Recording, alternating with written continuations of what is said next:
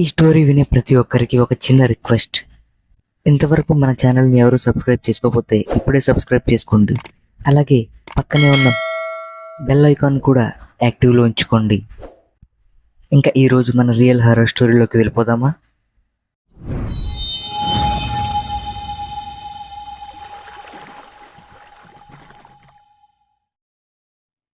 Hello everyone, welcome to my channel. అడవికి దగ్గరలో అనకాపల్లి అనే ఒక గ్రామం ఉండేది. ఆ గ్రామంలో రాము అనే ఒక అబ్బాయి ఉండేవాడు. రాము చాలా అందంగా ఉండేవాడు, అలాగే తెలివైన పిల్లాడు కూడా. రాముకి తల్లిదండ్రులతో పాటు ఒక తమ్ముడు కూడా ఉండేవాడు. రాము వాళ్ళది పేద కుటుంబం కావడంతో దగ్గరలో ఉన్న అడవికి వెళ్ళి రాము ఇంకా వాళ్ళ డాడీ కట్టెలు కట్టుకుని వచ్చి వాటి మీద వచ్చే డబ్బులతో జీవనాధారాన్ని సాగించేవారు. ఇలా కొంతకాలం అయ్యేసరికి రాము ఒకరోజు అడవికి వెళ్లాల్సి వచ్చింది. అలా ఒక్కడే వెళ్ళడంతో ఆ రోజు అలా చాలా దూరం వెళ్ళిపోసాగాడు. అలా ఎప్పుడు చూడని ప్రదేశంలోకి వెళ్ళిపోయాడు రాము. అయినా సరే రాము అలా ముందుకు వెళ్తూ ఉన్నాడు. అయితే అప్పటికే సాయంత్రం అవడంతో అడవిలో చీకటి కమ్ముకుంటుంది. రాము అలా చూస్తూ ఉన్నాడు. అలా కాసేపటికి అడవంతా పూర్తిగా చీకటిగా మారిపోయింది. కానీ రాముకి మాత్రం ఇంటికి వెళ్ళాలన్న ఆలోచన అస్సలు రాలేదు. అలా రాము కొంచెం ముందుకు వెళ్తూ అక్కడే ఉన్న చెట్టుకున్న కొన్ని పళ్ళను ఇంకా దుంపలను తీసుకుని దగ్గరలో ఉన్న ఎత్తైన ప్రదేశానికి వెళ్ళాడు. ఆ ప్రదేశం చాలా ఎత్తుగా ఉండటంతో తను ఆ రాత్రికి ఎక్కడ ఉండటానికి బాగుంటుందని ఆలోచించాడు. ఇంకా రాము అక్కడికి వెళ్ళి పడుకోవడానికి సిద్ధపడ్డాడు. ఇంకా అలా చాలా రాత్రి కావచ్చింది. పైగా ఆ రోజు పౌర్ణమి కావడంతో వెన్నెల చాలా కాంతివంతంగా కనిపించింది. అడవి అంతా వెన్నెలతో నిండిపోయింది. అయితే రాము తన దగ్గర ఉన్న పళ్ళను దుంపలను తెచ్చుకొని తింటూ అలా ఒక రాయి పైన కూర్చుని వెన్నెల్ని చూస్తూ ఉంటాడు. ఆ రోజు రాత్రి రాము అలా వెన్నెల్లో అడవి యొక్క అందాలను ఆస్వాదిస్తూ ఉంటాడు. అలా చూస్తూ రాము నిద్రలోకి జారుకున్నాడు. అలా అర్ధరాత్రి గడిచింది. రాము ఉన్న ప్రదేశం పక్కనే ఒక బావి ఉంది. ఆ బావి నిండా నీళ్లతో నిండుకుని ఉంది. ఆ బావిలో ఒక అందమైనటువంటి స్త్రీ స్నానం చేస్తూ ఉంది. అలా స్నానం చేస్తుండగా అక్కడే వస్తున్న నీళ్ల శబ్దానికి రాముకి మెలకు వచ్చింది. రాము లేచి చూశాడు. ఆ యువతి వైపు ఆకర్షింపబడ్డాడు. అలా కొద్దిసేపు ఆ స్త్రీ యొక్క అందాన్ని చూస్తూ అలాగే నించుని ఉండిపోయాడు. అలా కొద్దిసేపటి తర్వాత ఆ స్త్రీ ఆ బావిలో నుంచి ఒడ్డుకి చేరుకుని తన వస్త్రాలను ధరించి అలా ముందుకు సాగిపోయింది. ఇంకా రాము కూడా ఆమె వెనకనే నడవసాగాడు. ఆ స్త్రీ ఒక ద్వారంలోంచి లోపలికి వెళ్ళింది. రాము కూడా ఆమె వెనకాలే వెళ్ళడం మొదలుపెట్టాడు. ఆ ద్వారం దాటిన తర్వాత ఒక అందమైనటి ఉద్యానవనానికి చేరుకున్నారు వీళ్ళిద్దరూ. వీళ్ళకి చేరుకున్న యువతి వెనకాలే వస్తున్న రాముని గమనించి వెనక్కి తిరిగి చూసింది.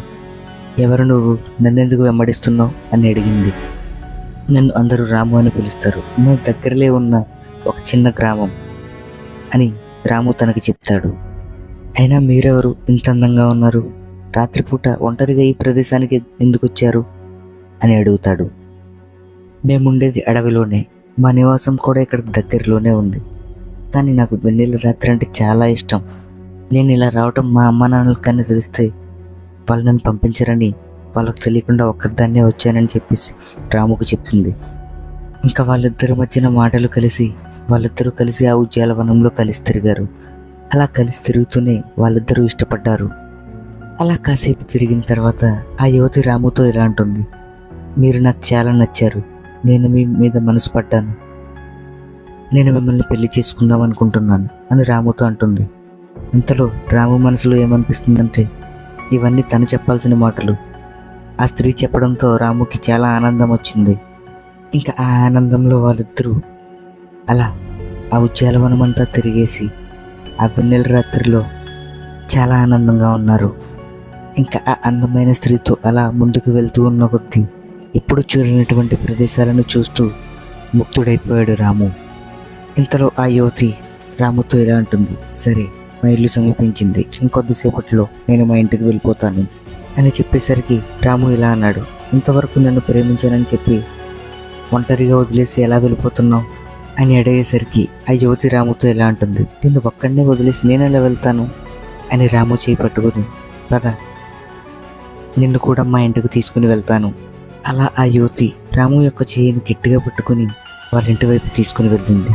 అలా వాళ్ళిద్దరూ వాళ్ళ ఇంటి వైపు వెళ్తూ ఉండగా కొంచెం దూరం వెళ్ళిన తర్వాత వాళ్ళకి ఒక నది ఎదురైంది. రాము ఇంతలో ఈ నది ఒడ్డుకి నన్ను ఎందుకు తీసుకొచ్చావు అని అడిగాడు. దానికి ఆ స్త్రీ ఈ నది ఒడ్డునే మా ఇల్లుంది అని చెప్పింది. అప్పుడు రాము ఈ నదిని మనం ఎలా దాటాలి అని ఆ స్త్రీని అడిగాడు. అప్పుడు ఆ స్త్రీ ఒక నౌకని చూపిస్తూ ఈ నౌక మీదే మనం మా ఊరికి వెళ్ళాలి అని చెప్తుంది. అలా వాళ్ళిద్దరూ పడవ దగ్గరికి వెళ్ళి పడవెక్కారు. ఆ స్త్రీ పడవని నడిపింది. అలా కొద్దిసేపటికి వాళ్ళిద్దరూ ఒడ్డుకి చేరుకున్నారు. వాళ్ళిద్దరూ ఆ పడవ దిగిన తర్వాత ఒకరి చేయి ఒకరు పట్టుకుని అలా నడవసాగారు. అలా కొంచెం ముందుకు వెళ్ళేసరికి ఒక అద్భుతమైన నగరం కనిపించింది. ఆ నగరాన్ని చూసిన రాము ఆశ్చర్యంతో అలానే ఉండిపోయాడు. ఆ స్త్రీ రాము యొక్క చేయిని గట్టిగా పట్టుకుని రాము ఏమైంది, ఎందుకు అలా నిలబడిపోయి ఉన్నావు అని అడిగింది. ఇంతలో రాము ఇలా అన్నాడు, నేను ఎప్పుడూ ఇలాంటి ప్రదేశాన్ని చూడనే లేదు, ఈ ప్రదేశం నాకు చాలా నచ్చింది. అప్పుడు ఆ స్త్రీ అలా నవ్వుతూ సరే రా అయితే, ఇక్కడికి దగ్గరలోనే మా ఇల్లు ఉంది, నేను మా ఇంటికి తీసుకుని వెళ్ళి మా అమ్మ నాన్నలకి పరిచయం చేస్తాను నిన్ను అని చెప్తుంది. అలా రాము చేయి పట్టుకుని ఆ స్త్రీ వేగంగా నడుస్తూ ఉండగా రాము కూడా తన వెనకాలే నడుస్తూ వెళ్ళాడు. ఆ అందాలని చూస్తూ రాము ముగ్ధుడైపోయి వెనకే ఉన్న ఒక ప్లేస్ని తిరిగి చూశాడు. ఆ ప్లేస్ తనకు బాగా నచ్చడంతో అలానే వెనక్కి చూస్తూ ముందుకు నడుచుకుంటూ వెళ్ళి అలా కొంత దూరం వెళ్ళిన తర్వాత ముందుకు చూశాడు. రాముకి భయం వేసింది. అక్కడ అంతవరకు తనతో వచ్చిన అమ్మాయి తనకు కనిపించలేదు సరికదా. ఒక నల్లటి ఆకారం, ఒత్తైన పెద్ద పెద్ద జడలు, కూరలతో ఉన్న ముఖం, ఇంకా ముఖం అంతా కూరలతో గీతలు, అలా విచిత్రమైన కేకలు వేస్తూ తన భయంకరమైన చేతులు పట్టుకుని రాముని అలా ఈడ్చుకుని వెళ్ళిపోతుంది. అలా భయపడుతూ ఉన్న రాము ఒక్కసారిగా వెనక్కి తిరిగి చూడటంతో అప్పటి వరకు అద్భుతంగా కనిపించిన నగరం ఇప్పుడు అక్కడ కనిపించలేదు. దాని బదులు అక్కడంతా కారు చీకటి, కుట్ల గోబరుపులు, మర్రి చెట్లు, ఓడలు ఇవన్నీ ఉండటంతో రాము ఇంకా భయపడ్డాడు.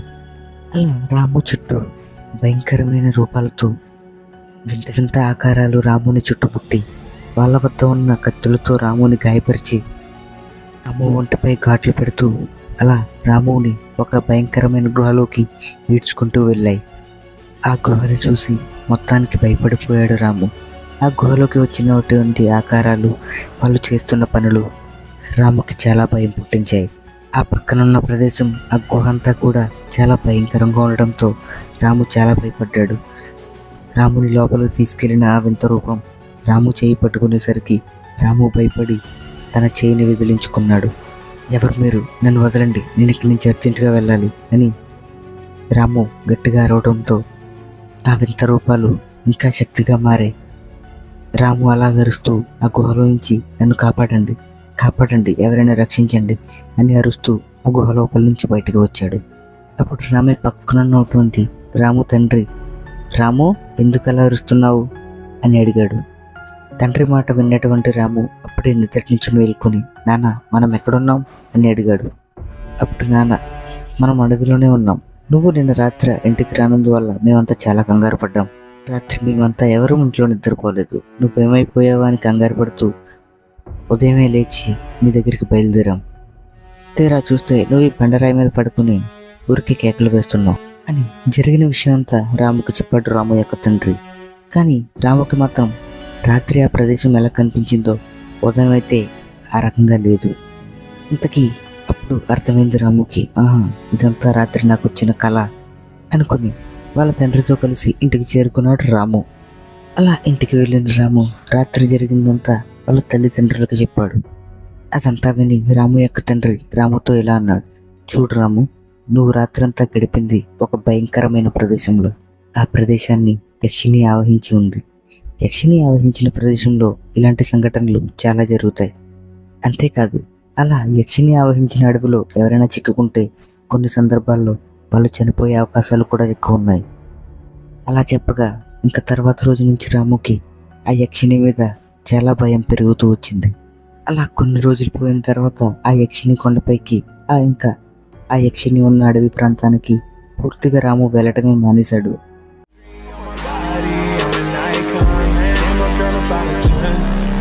should fuck her in the Benz.